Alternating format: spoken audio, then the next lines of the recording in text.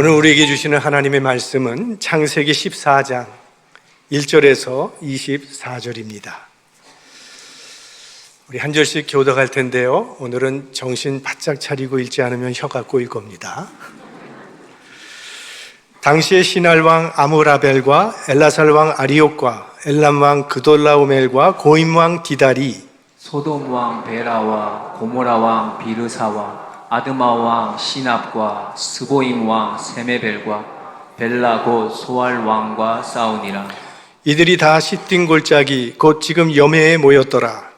이들이 12년 동안 그돌라오멜을 섬기다가 제13년에 배반한지라. 제14년에 그돌라오멜과 그와 동맹한 왕들이 나와서 아스드롯 가르나임에서 르바 족속을, 함에서 수수 족속을, 사회 기랴다임에서 엠 족속을 치고 호리 족속을 그 산 세일에서 쳐서 광야 근방 엘바람까지 이르렀으며 그들이 돌이켜 엠미스밭 곧 가데스에 이르러 아말렉 족속의 온 땅과 하사손 다발에 사는 아모리 족속을 친지라.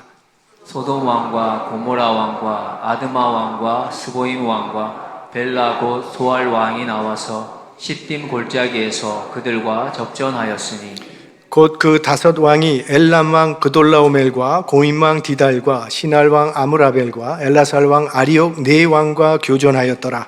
시딤 골짜기에는 역청 구덩이가 많은지라. 소돔 왕과 고모라 왕이 달아날 때에 군사가 거기 빠지고 그 나머지는 산으로 도망하매 네 왕이 소돔과 고모라의 모든 재물과 양식을 빼앗아 가고 소돔에 거하는 아브람의 조카 롯도 사로잡고 그 재물까지 노락하여 갔더라.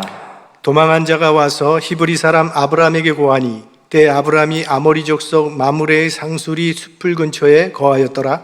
마므레는 에스골의 형제요 또 아넬의 형제라. 이들은 아브람과 동맹한 자더라. 아브람이 그 조카의 사로잡혔음을 듣고 집에서 길리고 연습한 자 318인을 거느리고 다음까지 쫓아가서 그 가신을 나누어 밤을 타서 그들을 쳐서 파하고 다메섹 좌편 호바까지 쫓아가서 모든 빼앗겼던 재물과 자기 조카 롯과 그 재물과 또 부녀와 인민을 다 찾아왔더라. 아브람이 그돌라오멜과 그와 함께한 왕들을 파하고 돌아올 때에 소돔 왕이 사회 골짜기 곧 왕곡에 나와 그를 영접하였고 살렘 왕 멜기세덱이 떡과 포도주를 가지고 나왔으니 그는 지극히 높으신 하나님의 제사장이었더라. 그가 아브라함에게 축복하여 가로되 천지의 주제시요 지극히 높으신 하나님이여 아브라함에게 복을 주옵소서. 너희 대적을 내 손에 붙이신 지극히 높으신 하나님을 찬송할지로다 하매 아브라함이 그 얻은 것에서 10분의 1을 멜기세덱에게 주었더라. 소돔 왕이 아브라함에게 이르되 사람은 내게 보내고 물품은 네가 취하라. 아브라함이 소돔 왕에게 이르되 천지의 주제시요 지극히 높으신 하나님 여호와께 내가 손을 들어 맹세하노니 네 말이 내가 아브라함으로 치붙게 하였다 할까 하여 네게 속한 것은 물론 한 실이나 신들매라도 내가 취하지 아니하리라. 오직 소년들의 먹은 것과 나와 동맹한 아넬과 에스골과 마므레의 분깃을 취할지니 그들이 그 분깃을 취할 것이니라. 아멘. 지금 우리는 믿음의 조상 아브라함의 믿음의 여정을 살펴보고 있습니다. 그는 처음부터 믿음이 좋은 사람이기 때문에 하나님께서 그를 부르신 것이 아니었습니다. 아브라함도 우리들처럼 믿음의 시험에서 실패하기도 하고 실수하는 모습을 볼 수 있습니다. 그런 아브라함을 하나님께서 믿음의 사람으로 빚어 나가십니다. 오늘 본문에서 우리는 처음보다 더 성숙해진 아브라함을 만나게 됩니다. 오랫동안 한 가족으로 지내고 있던 아브라함과 그의 조카 롯은 평화를 위해 헤어지게 되었습니다. 아브라함은 메마른 가나안 땅을 택했고 롯은 물줄기가 있는 푸른 초장을 따라서 소돔과 고모라 땅을 선택했습니다. 자, 양보한 아브라함은 어려워지고 좋은 땅을 선택한 롯은 잘 될 것 같아 보였습니다. 얼마 동안은 그랬을 것입니다. 그런데 변수가 생깁니다. 롯이 선택한 땅에 전쟁이 일어났습니다. 우리 인간이 사는 곳에는 언제나 전쟁이 있어 왔습니다. 역사가들의 말에 의하면 인류 역사 가운데 딱 300년 동안만 전쟁이 없었고 나머지는 늘 전쟁이 있었다고 그렇게 말을 합니다. 자, 러시아가 우크라이나를 침공한 지 6개월이나 됐는데도 아직 전쟁은 계속되고 있습니다. 우리나라가 좀 힘이 모자르면 정치를 통해서 이웃나라와 동맹을 맺어서 힘을 강화시키기도 하죠. 북대서양 조약기구인 이 나토라고 하는 그 기구는 회원국 중 한 나라가 공격을 받으면 회원국 전체가 침략을 당한 것으로 간주해서 집단 대응하기로 그렇게 명시가 되어 있습니다. 그래서 함부로 건드리질 못하는 거죠.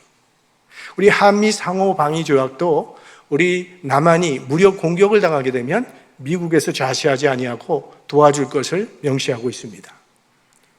자, 오늘 본문에는 우리가 발음하기도 어려운 9종족의 이름과 왕의 이름들이 나오는데 자세히 보면 4대 5로 동맹을 맺은 것이 나타납니다.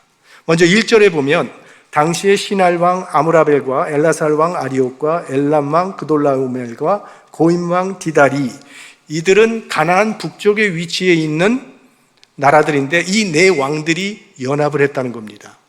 그리고 이들의 우두머리는 그돌라오멜 왕이라고 하는 사람입니다. 자, 이들을 대적하기 위해서 남방에 있는 5 왕들도 연합을 합니다. 2절 말씀, 소돔 왕 베라와 고모라 왕 비르사와 아드마 왕 시납과 스보인 왕 세메벨과 벨라 곧 소알 왕과 싸우니라. 이렇게 북쪽의 4 왕이 연합을 이루고 남쪽의 5 왕이 연합을 이루어서 지금 전쟁이 벌어졌습니다. 왜 이 전쟁이 벌어졌는가? 그 이유가 4절에 나옵니다. 이들이 12년 동안 그돌라오멜을 섬기다가 제13년에 배반한지라. 그러니까 남쪽에 있는 5 동맹국이 좀 약했었기 때문에 북쪽에 있는 그돌라오멜 왕을 섬겼다는 겁니다. 12년이라고 하는 오랜 세월을 섬겼는데 그러다가 13년째 됐을 때 더 이상은 우리가 조공받치지 않겠다고 반기를 들었기 때문에 전쟁이 일어난 겁니다. 자, 그돌라오멜 왕 편에서 보면 아니 이 5 나라가 나를 배신했으니까 응징하는 것이 당연하다고 생각했을 것입니다. 하지만 남방 5 나라의 입장에서 보면 어떻습니까? 그들은 12년 동안 그돌라오멜로부터 당해왔습니다. 그들이 그 왕이 좋아서 섬겼겠습니까? 힘이 없어서 조공을 바치면서 비유를 맞춰왔는데 우리에게 힘이 생기기만 한다면 반드시 복수하리라는 칼을 갈아왔을 것입니다. 그러다가 이제 때가 됐다고 해서 반기를 들은 것입니다. 자, 양편 다 이 전쟁은 이건 너 때문이라고 생각하고 있습니다. 우리 사람들은 늘 자기 당한 것만 생각을 하지 자기가 남에게 손해 끼친 것은 잘 생각하지 못합니다. 남의 잘못만 볼 줄 알지 자기 잘못은 잘 볼 줄 모릅니다. 그래서 예수님께서 어찌하여 내 형제의 눈 속에 있는 티는 보면서도 내 눈 속에 있는 들보는 깨닫지 못하느냐고 예수님께서 말씀하신 것이죠. 그러니까 남의 잘못만 보기 좋아하는 이 인간의 죄성이 해결되지 않는 한 전쟁은 그치지 않을 것입니다. 이건 나라와 나라가의 전쟁도 그렇고 공동체 안에서 일어나는 분쟁도 그렇고 가정의 불화, 인간관계의 갈등, 사실 다 본질은 마찬가지입니다. 이 자기중심적인 생각과 이기심 때문입니다. 링컨 대통령이 남북전쟁 때 유명한 말을 해서 우리가 알고 있죠.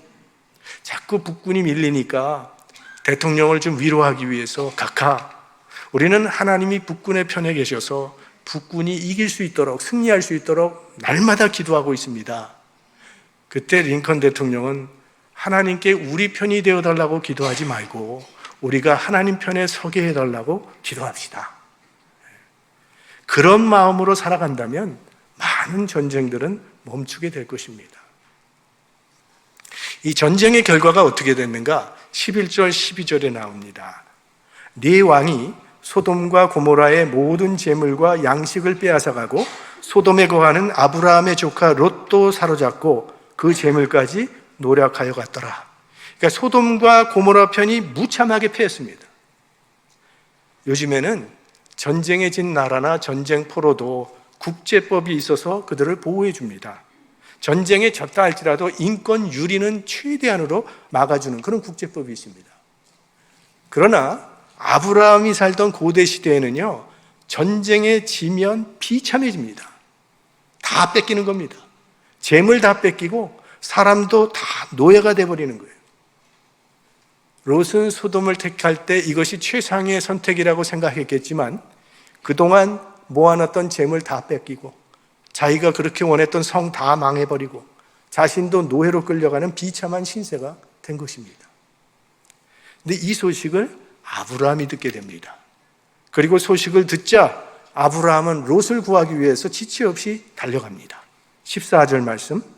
아브라함이 그 조카의 사로잡혔음을 듣고 집에서 길리고 연습한 자 318인을 거느리고 단까지 쫓아가서.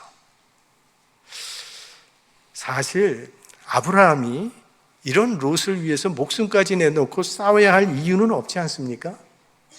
롯이 어떤 사람입니까? 삼촌에게 그렇게 신세를 많이 졌으면서도 자기는 물이 흐르는 좋은 땅을 차지하고 삼촌에게는 풀 한 폭이 나기 어려운 그 메마른 가나안 땅을 떠맡기고 떠나버렸던 사람이 롯이죠. 그런데 그런 사람 롯이 쫄딱 망했다는 소식을 들었다면 대부분의 사람들은 내 그럴 줄 알았다. 이제 천벌을 받는구나. 자업자득이다. 이렇게 할 거예요. 우리들은 마음에 드는 사람은 사랑하고 마음에 안 들면 미워하는 반쪽 사랑을 하고 있습니다. 근데 오늘 아브라함은요, 그 롯을 구하겠다고 전쟁터에 나갑니다. 여기 아브라함의 아주 성숙된 영성이 나타나는데 이 자비의 영성, 긍휼의 영성이 있는 걸 보게 돼요. 근데 이것은요, 지금 아브라함이 하나님을 닮아가고 있다는 것을 보여주는 겁니다. 얼마 전에 아브라함은 애굽 땅에 내려가서 자기 꾀를 의지하고 거짓말을 했다가 자기 아내를 빼앗기는 진퇴양난의 공경에 처하게 됐죠. 그로 말미암아 이방인들 앞에서 하나님의 명예는 실추되었고 하나님의 영광은 가리워졌습니다. 그런데 하나님께서 그 위기에 처한 아브라함을 구원해 주시더라는 겁니다. 뿐만 아니라 소유도 더 많게 해서 돌아오게 하셨어요. 돌아오는 아브라함은 돌아온 탕자의 심정이었습니다. 벌을 받아야 마땅한 죄인에게 상을 베푸시는 그 하나님의 놀라운 자비와 은혜를 아브라함은 잊을 수 없었던 겁니다. 그래서 아브라함도 하나님께서 자기에게 행하신 그대로 롯에게 행하고 있는 겁니다. 우리 예수님께서 빚진 종의 비유를 주셨어요. 임금님에게 1만 달란트를 빚진 종이 탕감을 받고 나오다가 자기에게 100데나리온 빚을 진 사람이 그거 갚지 않는다고 감옥에 넣었다 그랬습니다. 그 소식을 들은 왕이 화가 나서 심히 놓아요. 그 사람을 다시 불러들여서 내가 너를 불쌍히 여김과 같이 너도 네 동료를 불쌍히 여김이 마땅치 아니하며 하시면서 그 종을 다시 감옥에 집어넣었다는 그런 이야기입니다. 우리가 이웃을 긍휼히 여기지 않는다면 하나님도 우리를 긍휼히 여기지 않겠다는 말씀이에요. 우리 하나님은 긍휼의 하나님이십니다. 우리가 하나님의 자녀가 되고 구원받게 된 것 하나님의 긍휼하심 때문입니다. 지금까지 우리가 살고 있는 것 하나님의 긍휼하심 때문입니다. 그 하나님은 지금도 세상 모든 사람들에게 긍휼을 베풀고 계십니다. 그런데 사람들이 하나님의 긍휼을 체험하지 못하는 이유는 그 긍휼의 통로가 막혀 있기 때문입니다. 하나님의 긍휼이 흐르는 통로는 바로 긍휼히 여기는 마음입니다. 예수님께서 산상수훈에 긍휼히 여기는 자는 복이 있나니 저희가 긍휼히 여김을 받을 것이며, 긍휼의 통로는 긍휼히 여기는 마음이라고. 그래서 우리가 긍휼한 마음을 가지고 살아가면 그 하나님의 긍휼이 우리 삶 가운데도 임하게 될 것입니다. 자, 아브라함은 집에서 훈련한 318명의 사병을 이끌고 롯을 사로잡아간 북방 4대 연합군과 대치를 합니다. 그들을 습격했다고 하는데, 여러분, 집에서 기른 사병으로 왕의 잘 훈련된 무장 군사들을 습격한다고 하는 것, 그들과 싸우겠다고 하는 것은요, 이건 대단히 무모한 일입니다. 이건 계란으로 바위치기예요. 자, 사병의 숫자까지 여기 구체적으로 박힌 것은 보면 아브라함의 전력이 얼마나 열세라는 것을 보여주고 있는 겁니다. 아브라함과 동맹한 여기 마므레와 그 형제들이 아브라함을 돕기는 했지만 북방 4대 왕은 이미 남방에 있는 5대 연합군을 쳐부신 아주 막강한 군사를 가지고 있었어요. 만약 아브라함이 승산이 있는가 없는가를 계산했다면 그는 싸우지 않았을 것입니다. 왜? 도저히 승산이 없는 전쟁이었기 때문에. 그런데 왜 아브라함은 싸웠는가? 하나님의 의라고 믿었기 때문입니다. 이건 의로운 전쟁이라고 믿었기 때문이에요. 아브라함의 의의 영성을 우린 보게 됩니다. 그는 자비로운 사람이기 때문에 그저 물컹물컹만 한 사람이 아니라는 거예요. 아무 잘못 없는 사람, 노예로 끌고 가는 그 불의를 봤을 때 아브라함 그 도저히 참을 수가 없었다는 겁니다. 그래서 불타는 정의심과 이게 하나님의 뜻이라는 확신 속에서 전쟁터에 나갔던 겁니다. 자, 우리가 아는 아브라함, 본래 평화를 선호하는 사람이지 다툼을 좋아하는 사람은 아닙니다. 그래서 롯과 싸우지 않기 위해서 네가 좌하면 나는 우할 것이고 네가 우하면 나는 좌하리라 자기 기득권까지 양보했던 사람이에요. 그러나 하나님의 의가 훼손되는 것은 참을 수가 없어서 그 하나님의 의를 회복시키기 위해서 오늘 전쟁에 나선 겁니다. 여러분, 구약의 선지자들이 매우 중요하게 설교했던 주제는 공의입니다. 나그네를 학대하지 말라.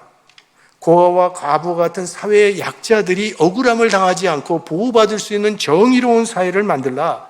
많은 선지자들이 이 하나님의 공의가 이루어지도록 하라는 하나님의 뜻을 선포했습니다. 그리스도인은 불의에 무관심할 수 없습니다. 그리스도인들은 이 세상 속에 하나님의 공의를 세우라고 부름받은 사람들이기 때문입니다. 왜 공의인가? 모든 사람들이 함께 어울려 살아갈 수 있는 길이 공의이기 때문입니다. 하나님은 모든 인간이 조화를 이루며 살아가기를 원하십니다. 한 인간이 다른 인간을 해치는 것은 하나님의 형상을 해치는 일이며 인간을 창조하신 창조주 하나님을 멸시하는 일이 되는 겁니다.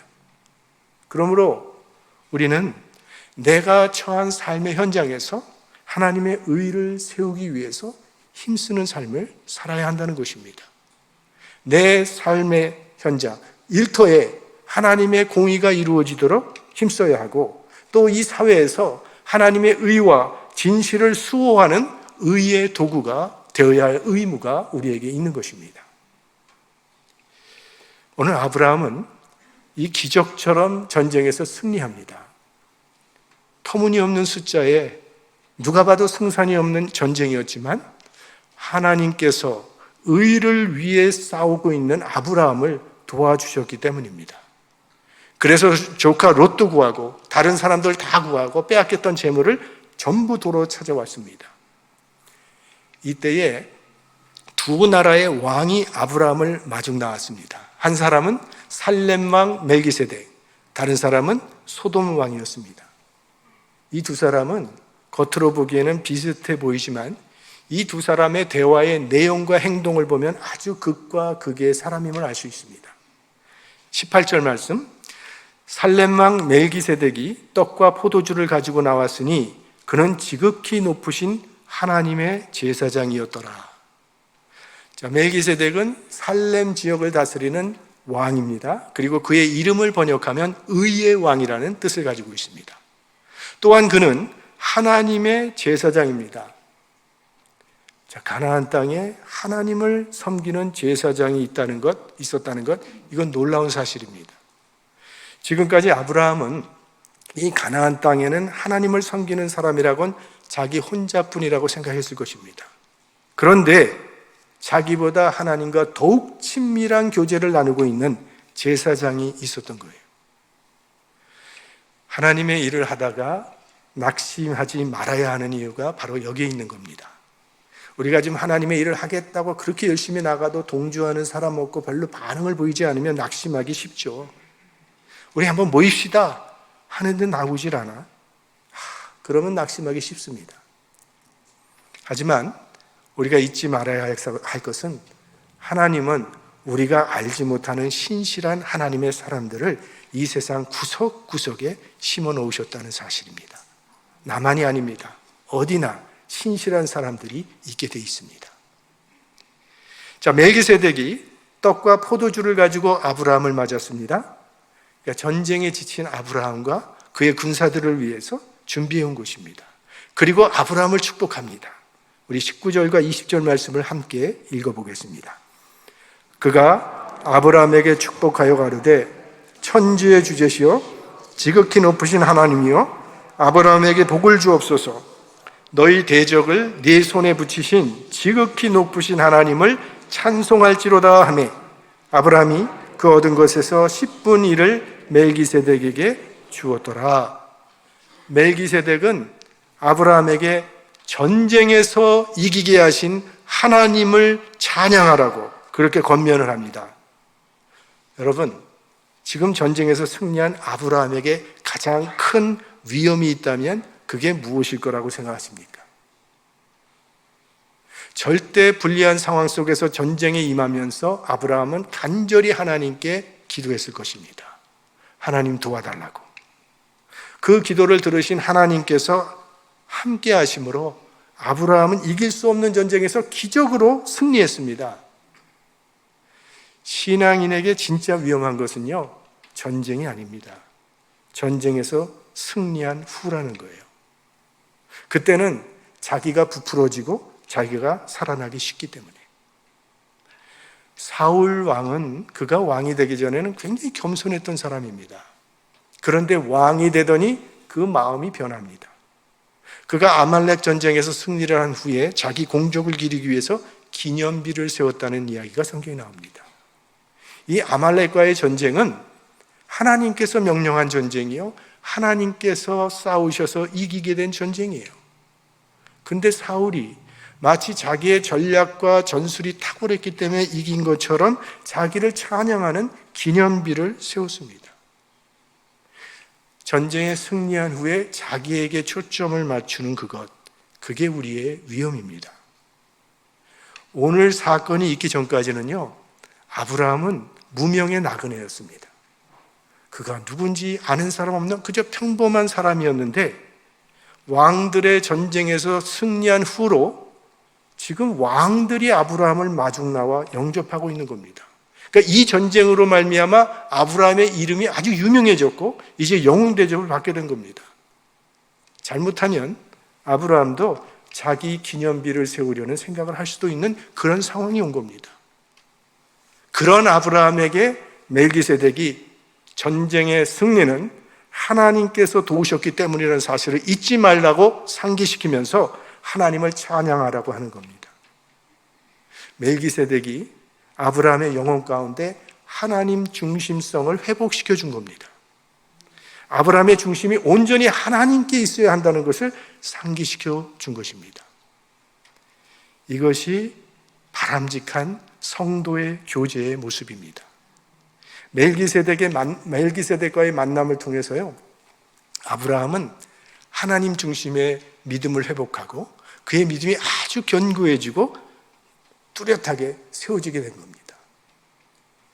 이처럼 성도의 교제는 하나님이 중심에 계셔야 한다는 거예요. 그저 끼리끼리 인간적으로만 가까워지다 보면요, 처음 만난 사람들은 파고 들어올 수 없는 장벽을 만들어 버립니다. 우리들의 교제의 중심에는 늘 주님이 계셔서 서로의 믿음을 붙잡아주고 지지해 줄 때 우리를 이 플러턴 장로교회로 불러주신 하나님의 선한 뜻이 이루어지게 될 것입니다. 자, 이에 이제 아브라함은 멜기세덱에게 11조를 바침으로 멜기세덱의 말에 전적으로 동의하며 받아들이는 그러한 헌신을 표시합니다. 지금 아브라함은 이 전쟁에서의 승리는 전적으로 하나님의 은혜라는 것을 신앙 고백하면서 11조를 바친 것입니다. 여기서 우리는 아브라함의 11조의 영상을 보게 되죠. 11조는 모든 복의 원인은 하나님께 있음을 인정하는 신앙의 고백입니다. 헤럴 피켓이라고 하는 신학자는요, 그리스도인의 영성의 출발점은 11조의 실천에서부터 시작된다, 이렇게 얘기를 했습니다. 11조 생활은 해야 합니다. 하나님이 돈이 필요해서 돈 내라고 하시겠습니까? 돈 내면 하나님이 그 돈 하늘로 가지고 가시겠습니까? 이게 다 우리 영혼과 신앙의 풍요로움을 위해서 하나님께서 하라고 주시는 축복의 말씀입니다. 지금까지 내가 살아온 것도 하나님의 은혜요. 내가 일할 수 있도록 건강을 주신 분도 하나님이시고, 나에게 가정을 주신 분도 하나님, 모든 여건과 환경을 주신 분도 하나님이심을 인정하는 신앙 고백, 그것이 11조입니다. 그렇게 하나님께 감사와 고백을 물질에 담아서 드릴 때 그것은 하나님께서 받으시는 향기로운 예물이 되는 것이죠. 자, 이게 멜기세덱과의 만남인데, 이제 소돔 왕은요, 멜기세덱과는 전혀 다른 마음으로 아브라함을 영접합니다. 멜기세덱은 떡과 포도주를 들고 맞이하지만 소돔 왕은 빈손으로 와서 주고받는 계산만 합니다. 21절, 소돔 왕이 아브라함에게 이르되 사람은 내게 보내고 물품은 네가 취하라. 자, 아브라함이 모든 사람들과 재물들을 모두 찾아오니까 재물은 너 다 가져. 그냥 사람만 돌려보내. 아주 선심을 베푸는 것처럼 그거 다 가지라고 말을 하는데, 당신은요, 전쟁에서 이기면 이긴 사람이 모든 노량물을 차지하는 겁니다. 그러니까 이미 여기 모든 재물과 사람은 아브라함의 소유가 된 거예요. 근데 마치 자기 것을 주는 것처럼, 호의를 베푸는 것처럼 그렇게 말합니다. 이럴 때 아브라함이 취할 수 있는 행동은 둘 중에 하나겠죠. 소돔 왕의 그 말대로 재물은 자기가 다 가지고 사람은 돌려주든가. 그렇지 않으면 그 무슨 소리야, 이거 다 내 건데 잔말 말고 당신은 그냥 가, 쏘아붙일 수도 있겠죠. 그런데 아브라함은 전혀 다른 길을 선택합니다.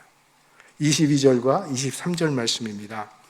아브라함이 소돔 왕에게 이르되 천지의 주제시오 지극히 높으신 하나님 여호와께 내가 손을 들어 맹세하노니 네 말이 내가 아브라함으로 치북케 하였다 할까 하여 네게 속한 것은 물론 한 실이나 신들매라도 내가 취하지 아니하리라.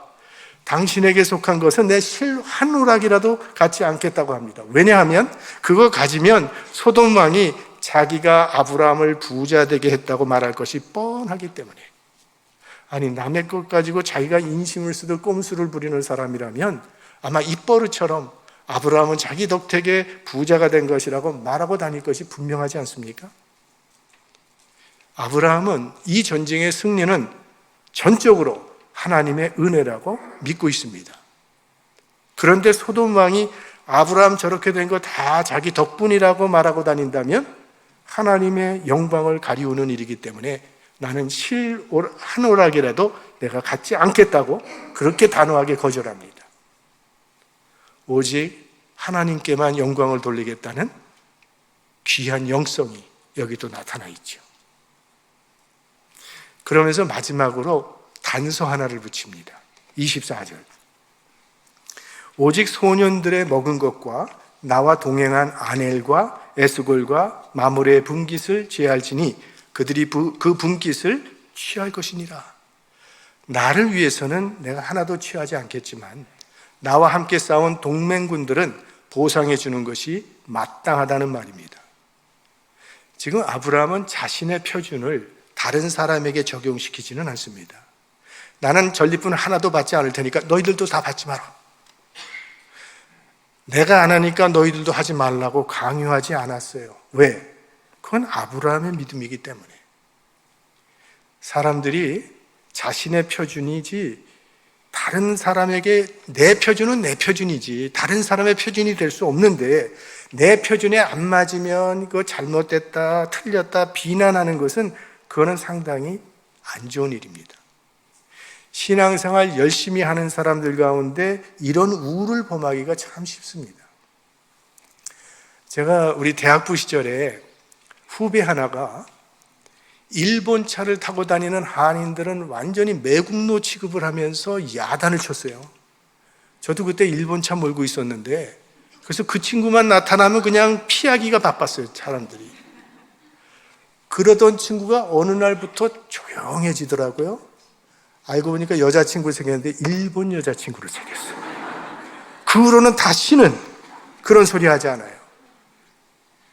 자기 믿음으로 다른 사람 죽이는 일은 하지 말아야 합니다. 아브라함은 참 훌륭한 영성을 가졌어요. 자기는 하나님만이 복의 근원이라고 하는 분명한 신앙 고백을 갖고 소돔 왕의 말에 절대로 타협하지 아니하고 거절합니다. 그러나 다른 사람에게는 자기의 기준을 강요하지 아니하고 그들의 양심을 따라서 자유롭게 판단할 수 있도록 길을 열어준 거죠. 말씀을 마치겠습니다. 아브라함은 얼마 전까지만 해도 애굽에서 하나님의 명예를 땅에 떨어뜨렸고 하나님의 영광을 가리웠어요. 그러나 그 후에 잘못 가던 자기 인생의 방향을 바로잡고 하나님 중심의 삶을 살기 시작했습니다. 그리고 오늘 말씀처럼 하나님의 영광을 드러내는 성숙한 영성의 사람으로 세워져 가고 있습니다. 자, 이런 아브라함의 모습을 보시는 하나님의 마음이 얼마나 기쁘고 대견하셨겠습니까? 우리들도 무슨 일을 하든지 하나님의 영광을 드러내는 이 시대의 아브라함이 된다면 우리 삶도 하나님이 기뻐 받으시는 보배로운 삶이 될 것입니다. 이번 한 주간도 주님을 기쁘시게 해드리는 하나님의 자녀들이 되시기를 주의 이름으로 축원합니다.